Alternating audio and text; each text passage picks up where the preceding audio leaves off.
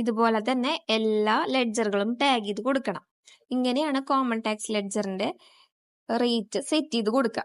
ഇതുപോലെ തന്നെ separate tax ledger എങ്ങനെ ചെയ്യുന്നതെന്ന് നോക്കാം. ഇതുപോലെ ഓരോ പെർസെന്റേജിനും ലെഡ്ജർ ടാഗ് ചെയ്ത് കൊടുക്കണം. അത് സെപ്പറേറ്റ് ആയിട്ട് ടാഗ് ചെയ്ത് കൊടുക്കണം. ലെഡ്ജർ ക്രിയേറ്റഡ് അല്ലാന്നുണ്ടെങ്കിൽ നമ്മൾ ക്രിയേറ്റ് ചെയ്തിട്ട് വേണം കൊടുക്കാനായിട്ട്. ഇപ്പൊ CGSTയുടെയും IGSTയുടെയും എല്ലാത്തിന്റെയും ലെഡ്ജർ സെപ്പറേറ്റ് ആയിട്ട് ടാഗ് ചെയ്ത് കൊടുക്കണം. ഇപ്പൊ ഈ 5%ന് കൊടുത്തതുപോലെ എല്ലാത്തിന്റെയും ലെഡ്ജർ ക്രിയേറ്റഡ് അല്ലെങ്കിൽ ക്രിയേറ്റ് ചെയ്ത് കൊടുക്കണം. ക്രിയേറ്റഡ് ആണെങ്കിൽ റൈറ്റ് സൈഡിൽ ലിസ്റ്റ് ആയിട്ട് വരും. സേവ് ചെയ്തതിന് ശേഷം ഫോൾഡർ ഡയറക്ടറി എന്നുള്ള ഓപ്ഷൻ കാണും. അതിൽ ഏത് ഫോൾഡറിലാണ് നമ്മുടെ എക്സൽ എടുക്കുന്നതെന്നുണ്ടെങ്കിൽ ആ എക്സൽ പാത്ത് നമ്മൾ കോപ്പി ചെയ്യണം.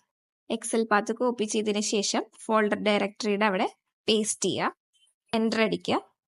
അത് എക്സൽ ഏതാണെങ്കിൽ ആ എക്സൽ സെലക്ട് ചെയ്ത് കൊടുക്കുക.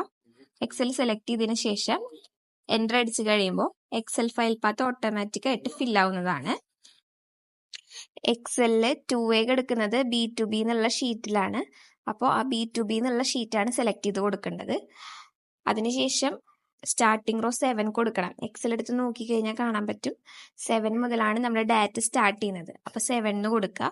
വൗച്ചർ ടൈപ്പിന്റെ അവിടെ പർച്ചേസ് കൊടുക്കുക. റൗണ്ട് ഓഫിന്റെ അവിടെ റൗണ്ട് ഓഫ് എന്നുള്ള ലെഡ്ജർ ടാഗ് ചെയ്ത് കൊടുത്ത് എൻ്റർ അടിച്ച് സേവ് ചെയ്ത് കഴിഞ്ഞാൽ ഇതുപോലെ ഇമ്പോർട്ട് ആവും. ഇനി നമ്മളത് ചെക്ക് ചെയ്ത് നോക്കാം ടാലിൽ കറക്റ്റ് ആയിട്ടല്ല കയറിയേക്കണമെന്നുള്ളത്. ഡിസ്പ്ലേ അക്കൗണ്ട് ബുക്സ് പർച്ചേസ് എടുത്തു കഴിഞ്ഞാൽ അതിൽ ഒക്ടോബറിലത്തെ ഡാറ്റയാണ് നമ്മളിപ്പോൾ ഇമ്പോർട്ട് ചെയ്തത്. അത് മുഴുവനായിട്ട് ഇപ്പൊ കയറിയിട്ടുണ്ട്. അതിൽ വേണമെങ്കിൽ ഒരു എൻട്രി എടുത്ത് കാണിച്ചു തരാം. എൻട്രി എടുത്ത് നോക്കുമ്പോൾ കറക്റ്റ് ആയിട്ട് ഇതുപോലെ സക്സസ്ഫുൾ ആയിട്ട് കയറിയിട്ടുണ്ട്. ഇത്ര സിംപ്ലസ്റ്റ് മെത്തേഡിലൂടെ നമുക്ക് 2A ഇമ്പോർട്ട് ചെയ്യാൻ പറ്റും. ഇതുപോലെ തന്നെ 2B നമുക്ക് ചെയ്യാം. 2Bയുടെ ആകുമ്പോൾ ഇങ്ങനെ എക്സൽ എഡിറ്റിങ്ങിന്റെ ഒന്നും ആവശ്യമില്ല, ഡയറക്റ്റ് ആയിട്ട് ഇമ്പോർട്ട് ചെയ്യാം.